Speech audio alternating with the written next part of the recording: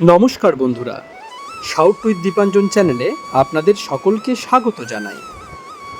আপনারা শুনছেন শ্রীম কথিত শ্রী শ্রী রামকৃষ্ণ কথামৃত ৭৫তম পর্ব নিয়ে আপনাদের কাছে চলে এসেছি। আসুন আজকের পর্বটি শুরু করি। তব কথামৃতং তপ্ত জীবনং কবিভিরীরিতং কল্মষাপহম শ্রবণমঙ্গলং শ্রীমদাততং ভুবি গৃণন্তি যে ভুরিদা জনা।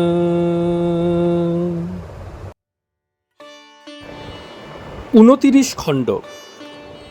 শ্যামপুকুর বাটিতে নরেন্দ্র, মণি প্রভৃতি ভক্ত সঙ্গে। প্রথম পরিচ্ছেদ। অসুখ কেন? নরেন্দ্রের প্রতি সন্ন্যাসের উপদেশ। ঠাকুর শ্যামপুকুর বাটিতে নরেন্দ্র প্রভৃতি ভক্ত সঙ্গে বসিয়া আছেন। বেলা ১০টা। আজ ২৭শে অক্টোবর ১৮৮৫, মঙ্গলবার, আশ্বিন কৃষ্ণা চতুর্থী, ১২ই কার্তিক। ২৬শে অক্টোবর ১১ই কার্তিকের কথা ও ডাক্তার সরকারের সহিত বিচার শ্রী শ্রী কথামৃত প্রথম ভাগে প্রকাশিত হইয়াছে। ঠাকুর নরেন্দ্র, মণি প্রভৃতির সহিত কথা কহিতেছেন। নরেন্দ্র: ডাক্তার কাল কি করে গেল? একজন ভক্ত: সুতোয় মাছ কিঁথেছিল, ছিঁড়ে গেল। শ্রীরামকৃষ্ণ সহাস্যে: বড়শি বেঁধা আছে, মোড়ে ভেসে উঠবে। নরেন্দ্র একটু বাহিরে গেলেন, আবার আসিবেন। ঠাকুর মণির সহিত পূর্ণ সম্বন্ধে কথা কহিতেছেন। শ্রীরামকৃষ্ণ: তোমায় বলছি, এসব জীবের শুনতে নাই। প্রকৃতি ভাবে পুরুষকে অর্থাৎ ঈশ্বরকে আলিঙ্গন চুম্বন করতে ইচ্ছা হয়। মণি: নানা রকম খেলা। আপনার রোগ পর্যন্ত খেলার মধ্যে। এই রোগ হয়েছে বলে এখানে নূতন নূতন ভক্ত আসছে। শ্রীরামকৃষ্ণ সহাস্যে: ভূপতি বলে, রোগ না হলে শুধু বাড়ি ভাড়া করলে লোকে কি বলতো? আচ্ছা, ডাক্তারের কি হলো? মণি: এদিকে দাস্য মানা আছে, আমি দাস, তুমি প্রভু। আবার বলে, মানুষ উপমা আনো কেন? শ্রীরামকৃষ্ণ: দেখলে, আজ কি আর তুমি তার কাছে যাবে? মণি: খবর দিতে যদি হয় তবে যাব। শ্রীরামকৃষ্ণ: বঙ্কিম ছেলেটি কেমন? এখানে যদি আসতে না পারে, তুমি না হয় তারে সব বলবে, চৈতন্য হবে। আগে সংসারের গোছকাছ না ঈশ্বর? কেশব ও নরেন্দ্রকে ইঙ্গিত। নরেন্দ্র আসিয়া কাছে বসিলেন। নরেন্দ্রের পিতার পরলোক প্রাপ্তি হওয়াতে বড়ই ব্যতিব্যস্ত হইয়াছেন। মা ও ভাই এরা আছেন, তাহাদের ভরণ পোষণ করিতে হইবে। নরেন্দ্র আইন পরীক্ষার জন্য প্রস্তুত হইতেছেন। মধ্যে বিদ্যাসাগরের বউবাজারের স্কুলে কয়েক মাস শিক্ষকতা করিয়াছিলেন। বাটির একটা ব্যবস্থা করিয়া দিয়া নিশ্চিন্ত হইবেন, এই চেষ্টা কেবল করিতেছেন। ঠাকুর সমস্তই অবগত আছেন। নরেন্দ্রকে এক দৃষ্টে সস্নেহে দেখিতেছেন। শ্রীরামকৃষ্ণ মাস্টারকে: আচ্ছা, কেশব সেনকে বললাম যদৃচ্ছা লাভ। যে বড় ঘরের ছেলে, তার খাবার জন্য ভাবনা হয় না, সে মাসে মাসে মুষোহারা পায়। তবে নরেন্দ্রের অত উঁচু ঘর, তবু হয় না কেন? ভগবানে মন সব সমর্পণ করলে তিনি তো সব জোগাড় করে দিবেন। মাস্টার: আজ্ঞা হবে, এখনো তো সব সময় যায় নাই। শ্রীরামকৃষ্ণ: কিন্তু তীব্র বৈরাগ্য হলে ওসব হিসাব থাকে না। বাড়ির সব বন্দোবস্ত করে দিব, তারপরে সাধনা করব, তীব্র বৈরাগ্য হলে এরূপ মনে হয় না। সহাস্যে: গোঁসাই লেকচার দিয়েছিল, তা বলে 10,000 টাকা হলে ওই থেকে খাওয়া দাওয়া ওই সব হয়, তখন নিশ্চিন্ত হয়ে ঈশ্বরকে বেশ ডাকা যেতে পারে। কেশব সেনও ওই ইঙ্গিত করেছিল, বলেছিল, মহাশয়, যদি কেউ বিষয় আশয় ঠিকঠাক করে, ঈশ্বর চিন্তা করে, তা পারে কি না, আর তাতে কিছু দোষ হতে পারে কি?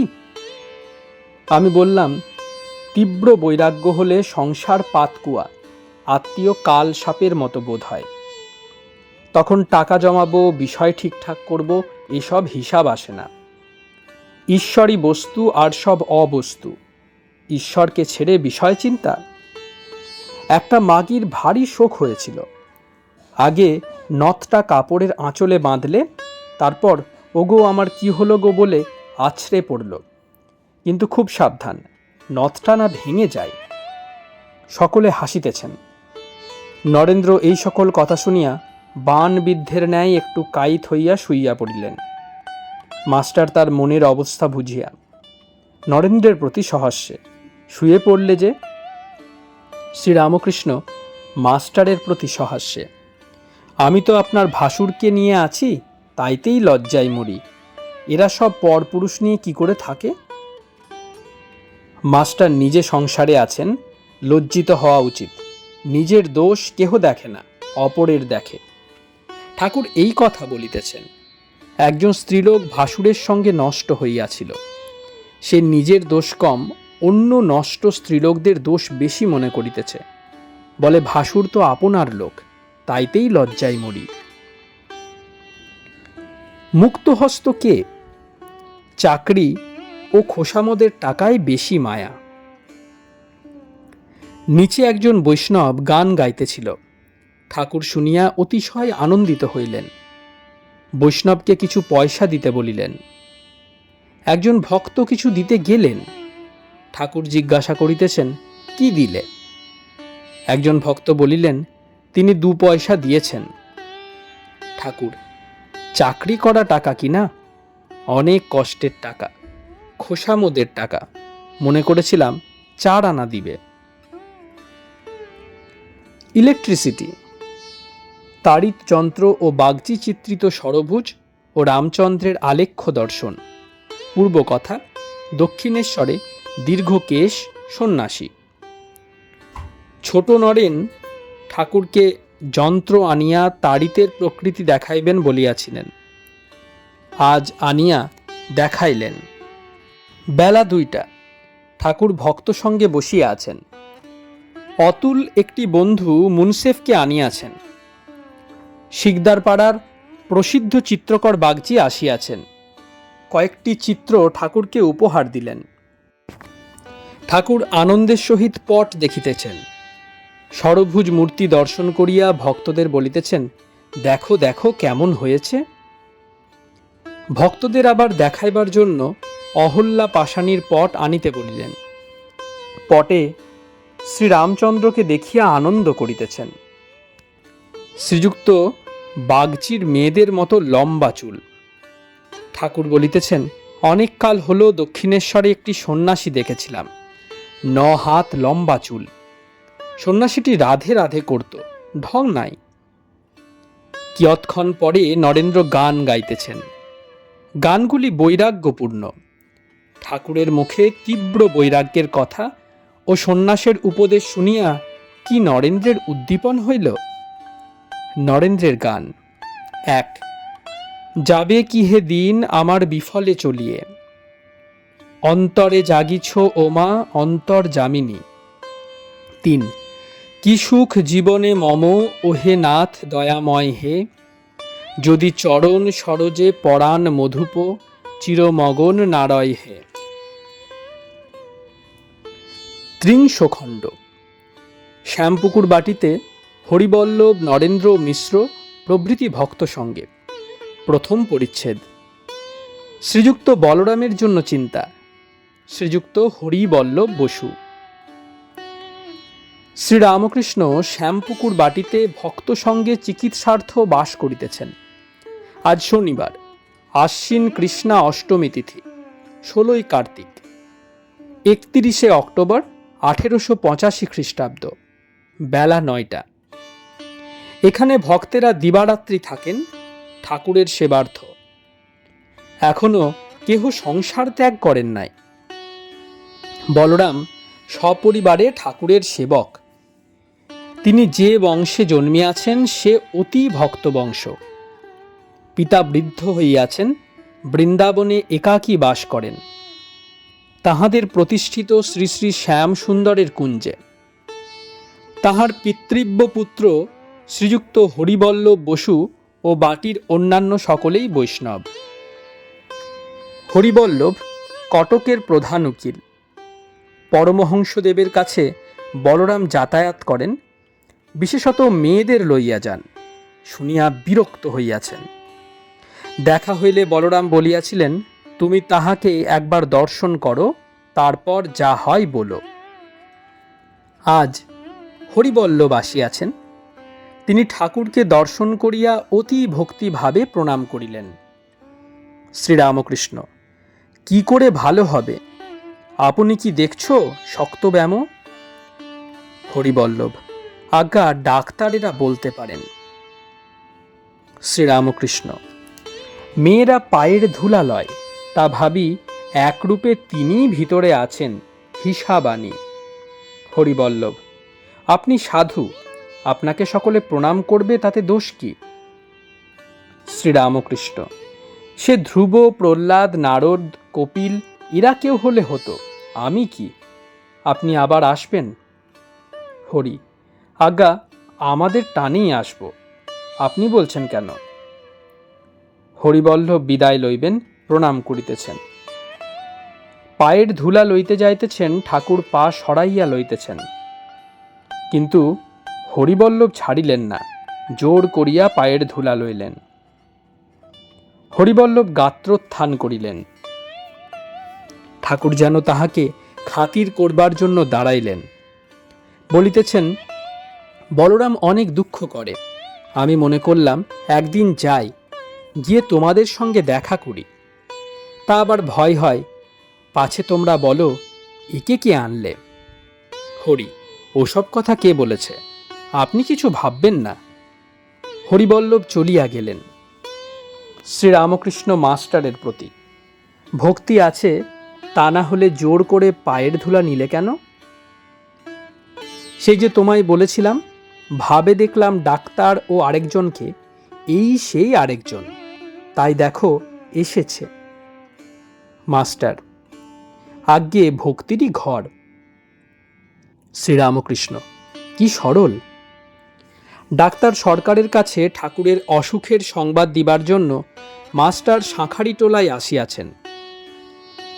ডাক্তার আজ আবার ঠাকুরকে দেখিতে যাইবেন। ডাক্তার ঠাকুরের ও মহিমাচরণ প্রভৃতি ভক্তদের কথা বলিতেছেন।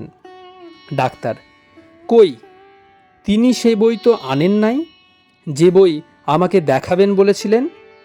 বললে ভুল হয়েছে, তা হতে পারে, আমারও হয়। মাস্টার, তাঁর বেশ পড়াশোনা আছে। ডাক্তার, তাহলে এই দশা। ঠাকুরের সম্বন্ধে ডাক্তার বলিতেছেন, শুধু ভক্তি নিয়ে কি হবে, জ্ঞান যদি না থাকে? মাস্টার, কেন, ঠাকুর তো বলেন জ্ঞানের পর ভক্তি। তবে তাঁর জ্ঞান ভক্তি আর আপনাদের জ্ঞান ভক্তির মানে অনেক তফাৎ। তিনি যখন বলেন জ্ঞানের পর ভক্তি, তার মানে তত্ত্বজ্ঞানের পর ভক্তি, ব্রহ্মজ্ঞানের পর ভক্তি, ভগবানকে জানার পর ভক্তি। আপনাদের জ্ঞান মানে সেন্স নলেজ, ইন্দ্রিয়ের বিষয় থেকে পাওয়া জ্ঞান। প্রথমটি not verifiable by our standard. তত্ত্বজ্ঞান ইন্দ্রিয়লভ্য জ্ঞানের দ্বারা ঠিক করা যায় না। দ্বিতীয়টি ভেরিফায়েবল, জড় জ্ঞান। ডাক্তার চুপ করিয়া আবার অবতার সম্বন্ধে কথা কহিতেছেন। ডাক্তার, অবতার আবার কি? আর পায়ের ধুলো লওয়া কি? মাস্টার, কেন? আপনি তো বলেন এক্সপেরিমেন্ট সময় তার সৃষ্টি দেখে ভাব হয়, মানুষ দেখলে ভাব হয়। তা যদি হয়, ঈশ্বরকে কেন না মাথা নোয়াবো? মানুষের হৃদয় মধ্যে ঈশ্বর আছেন। হিন্দু ধর্মে দেখে সর্বভূতে নারায়ণ, এটা তত আপনার জানা নাই। সর্বভূতে যদি থাকেন তাকে প্রণাম করতে কি? পরমহংসদেব বলেন, কোনো কোনো জিনিসে তিনি বেশি প্রকাশ। সূর্যের প্রকাশ জলে আর শীতে। জল সব জায়গায় আছে, কিন্তু নদীতে পুষ্করিণীতে বেশি প্রকাশ। ঈশ্বরকেই নমস্কার করা হয়, মানুষকে নয়। God is god, not man is god.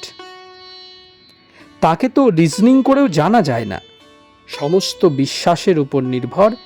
এই সব কথা ঠাকুর বলেন। আজ মাস্টারকে ডাক্তার তাহার রচিত একখানি বই উপহার দিলেন। Psychological basis of psychology as a token of brotherly regards. দ্বিতীয় পরিচ্ছেদ। শ্রীরামকৃষ্ণ ও জিসাস খ্রাইস্ট, তাহাতে খ্রিস্টের আবির্ভাব। ঠাকুর ভক্ত সঙ্গে বসিয়া আছেন। বেলা 11টা। মিশ্র নামক একটি খ্রিস্টান ভক্তের সহিত কথা কহিতেছেন। মিশ্রের বয়ক্রম 35 বৎসর হইবে। মিশ্র খ্রিস্টান বংশে জন্মিয়াছেন, যদিও সাহেবের পোশাক ভিতরে গেরুয়া আছে। এখন সংসার ত্যাগ করিয়াছেন। ইহার জন্মস্থান পশ্চিমাঞ্চলে। একটি ভ্রাতার বিবাহের দিনে তাহার এবং আরেকটি ভ্রাতার একদিনে মৃত্যু হয়। সেই দিন হইতে মিশ্র সংসার ত্যাগ করিয়াছেন। তিনি কোয়েকার সম্প্রদায়ভুক্ত।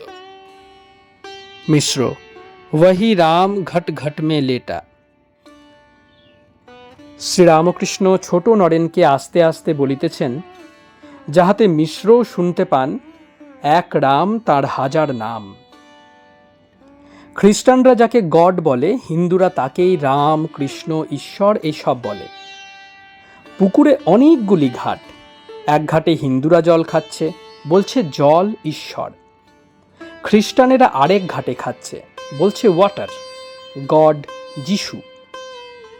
মুসলমানেরা আরেক ঘাটে খাচ্ছে, বলছে পানি, আল্লাহ। মিশ্র, মেরির ছেলে জিসাস নয়, জিসাস স্বয়ং ঈশ্বর। ভক্তদের প্রতি, ইনি এখন এই আছেন, আবার এক সময় সাক্ষাৎ ঈশ্বর। আপনারা একে চিনতে পাচ্ছেন না, আমি আগে থেকে একে দেখেছি, এখন সাক্ষাৎ দেখছি।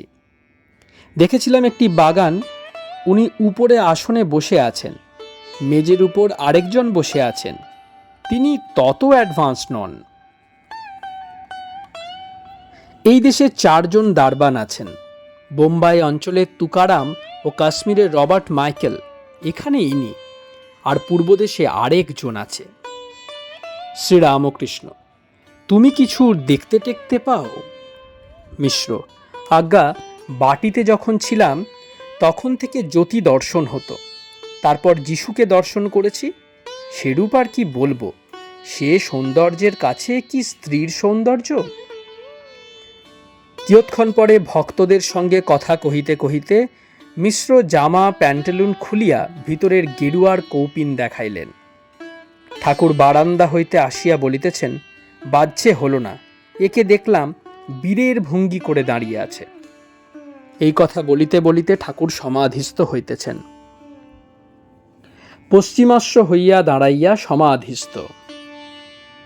কিঞ্চিৎ প্রকৃতিস্থ হইয়া মিশ্রকে দেখিতে দেখিতে হাসিতেছেন। এখনো দাঁড়াইয়া ভাবাবেশে মিশ্রকে শেক হ্যান্ড করিতেছেন ও হাসিতেছেন। হাত ধরিয়া বলিতেছেন, তুমি যা চাইছ তা হয়ে যাবে।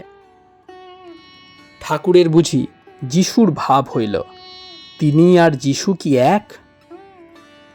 মিশ্র করজোড়ে, আমি সেদিন থেকে মন, প্রাণ, শরীর সব আপনাকে দিয়েছি। ঠাকুর ভাবাবেশে হাসিতেছেন। ঠাকুর উপবেশন করিলেন। মিশ্র ভক্তদের কাছে তাহার পূর্বকথা সব বর্ণনা করিতেছেন। তাহার 2 ভাই বরের সভায় শামিয়ানা চাপা পড়িয়া মানবলীলা সম্বরণ করিলেন, তাহাও বলিলেন। ঠাকুর মিশ্রকে যত্ন করিবার কথা ভক্তদের বলিয়া দিলেন।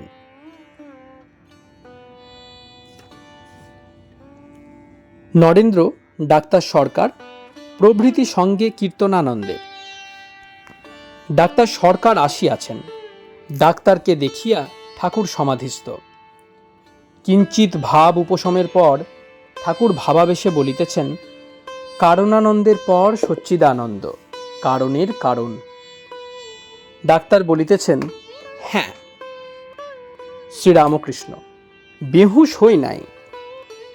ডাক্তার বুঝিয়াছেন যে ঠাকুরের ঈশ্বরের আবেশ হইয়াছে, তাই বলিতেছেন, না, তুমি খুব হুঁশে আছো। ডাক্তার সহাস্যে বলিতেছেন, সুরাপান করি না আমি, সুধা খাই জয় কালী বলে। মন মাতালে মাতাল করে, মদ মাতালে মাতাল বলে। গুরুদত্ত গুড় লয়ে প্রবৃত্তি তাই, মশলা দিয়ে মা জ্ঞান সুরিতে চুয়াই ভাটি, পান করে মোর মন মাতালে। মূল মন্ত্র যন্ত্র ভরা শোধন করি বলে তারা, প্রসাদ বলে এমন সুরা খেলে চতুর বর্গ মেলে। গান শুনিয়া ডাক্তার ভাবাবিষ্ট প্রায় হইলেন। ঠাকুরেরও আবার ভাবাবেশ হইল। ভাবে ডাক্তারের কোলে চরণ বাড়াইয়া দিলেন। কিয়ৎক্ষণ পরে ভাব সম্বরণ হইল, তখন চরণ গুটাইয়া লইয়া ডাক্তারকে বলিতেছেন, উহু, তুমি কি কথাই বলেছ। তাঁরই কোলে বসে আছি, তাকে ব্যারামের কথা বলবো না তো কাকে বলবো? ডাকতে হয় তাকেই ডাকব। এই কথা বলিতে বলিতে ঠাকুরের চক্ষু জলে ভরিয়া গেল। আবার ভাবাবিষ্ট ভাবে ডাক্তারকে বলিতেছেন, তুমি খুব শুদ্ধ, তা না হলে পা রাখতে পারি না। আবার বলিতেছেন, শান্ত ওহি হ্যায় जो রাম রস চাখে। বিষয় কি? ওতে আছে কি? টাকা কড়ি মান শরীরের সুখ, ওতে আছে কি? রাম কো जो চিনা নাই, দিল চিনা হ্যায় সো ক্যা করে। এত অসুখের পর ঠাকুরের ভাবাবেশ হইতেছে দেখিয়া ভক্তেরা চিন্তিত হইয়াছেন। ঠাকুর বলিতেছেন, ওই গানটি হলে আমি থামব, হরিরস মদিরা। নরেন্দ্র কক্ষান্তরে ছিলেন, তাকে ডাকানো হইল। তিনি তাহার দেব দুর্লভ কণ্ঠে গান শুনাইতেছেন। হরিরস মদিরা পিয়ে মম মানস মাতরে, একবার লুটায়ে অবনীতল হরি হরি বলে কাঁদরে। গভীর নিনাদে হরি নামে গগন ছাউড়ে, নাচো হরি বলে দুবাহু তুলে হরিনাম বিলাউড়ে। হরি প্রেমানন্দ রসে অনুদিন ভাসরে, গাও হরি নাম হও পূর্ণকাম, নীচ বাসনা নাশরে। শ্রীরামকৃষ্ণ, আর সেইটি চিদানন্দ সিন্ধু নীরে।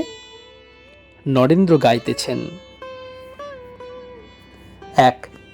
চিদানন্দ সিন্ধু নীরে প্রেমানন্দের লহরী, মহাভাব রসলীলা কি মাধুরী মরিমরি। মহাযোগে সব একাকার হইল, দেশ কাল ব্যবধান সব ঘুচিল রে। এখন আনন্দে মাতিয়া দুবাহু তুলিয়া বল রে মন হরি হরি। 2। চিন্তয় মম মানস হেরি চিদ ঘন নিরঞ্জন, কিবা অনুপম ভাতি মোহন মূরতি ভকত হৃদয় রঞ্জন। নবরাগে রঞ্জিত কোটি শশী বিনিন্দিত, কিবা বিজলি চমকে সেরূপ আলোকে পুলকে শিহরে জীবন। হৃদি কমলাসনে ভাবতার চরণ, দেখো শান্ত মনে প্রেম নয়নে অপরূপ প্রিয় দর্শন। চিদানন্দ রসে ভক্তি যোগাবেশে হওরে চিরমগন। ডাক্তার একাগ্র মনে শুনিতেছেন। গান সমাপ্ত হইলে বলিতেছেন, চিদানন্দ সিন্ধু নীরে ওইটি বেশ। ডাক্তারের আনন্দ দেখিয়া ঠাকুর বলিতেছেন, ছেলে বলেছিল, বাবা একটু মদ চেখে দেখো, তারপর আমায় ছাড়তে বলো তো ছাড়া যাবে। বাবা খেয়ে বললে, তুমি বাছা ছাড়ো, আপত্তি নাই, কিন্তু আমি ছাড়ছি না। ডাক্তার ও সকলের হাস্য। সেদিন মা দেখালে দুটি লোককে, ইনি তার ভেতর একজন। খুব জ্ঞান হবে দেখলুম, কিন্তু শুষ্ক। ডাক্তারকে সহাস্যে, কিন্তু তুমি রসবে। ডাক্তার চুপ করিয়া আছেন। ৩১ খণ্ড। কাশীপুর উদ্যানে নরেন্দ্র আদি ভক্ত সঙ্গে। প্রথম পরিচ্ছেদ। কৃপা সিন্ধু শ্রীরামকৃষ্ণ, মাস্টার নিরঞ্জন, ভবনাথ। শ্রীরামকৃষ্ণ ভক্ত সঙ্গে কাশীপুরে বাস করিতেছেন। এত অসুখ, কিন্তু এক চিন্তা, কিসে ভক্তদের মঙ্গল হয়। নিশিদিন কোনো না কোনো ভক্তের বিষয় চিন্তা করিতেছেন।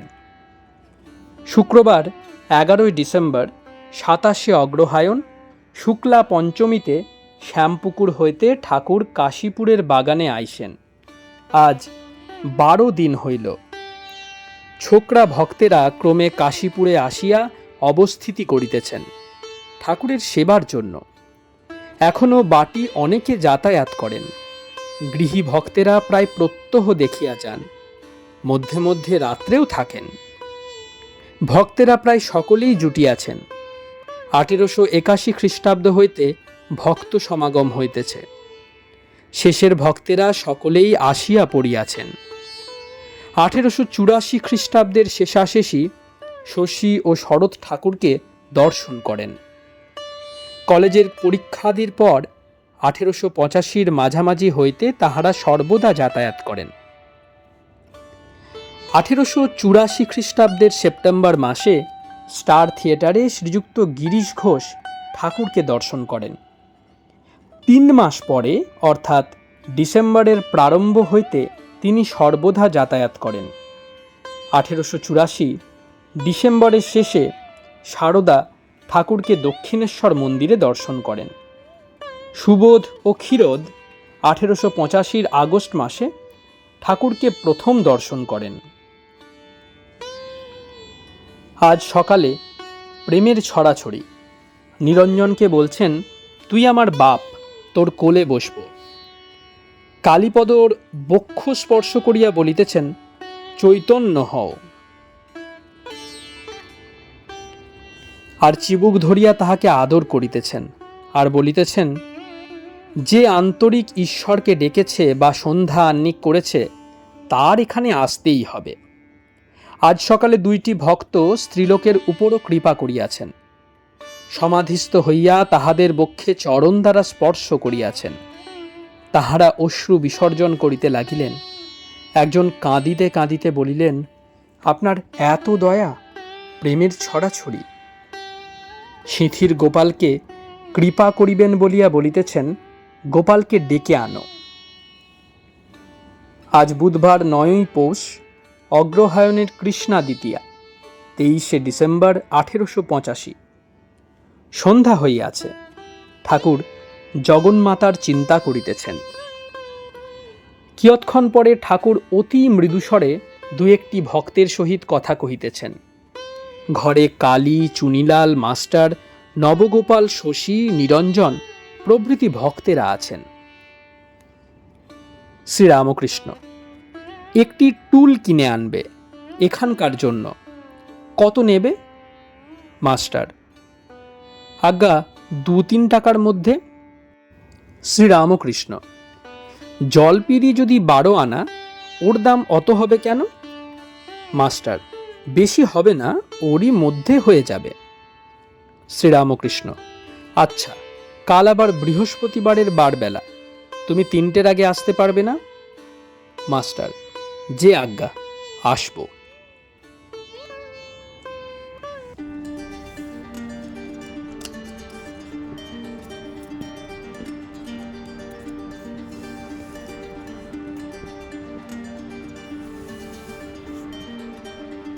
আপনারা শুনছেন শ্রীম কথিত শ্রী শ্রী রামকৃষ্ণ কথামৃত।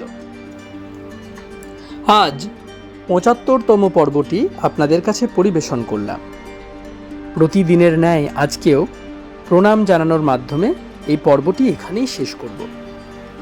চলুন সকলে মিলে প্রণাম করা যাক।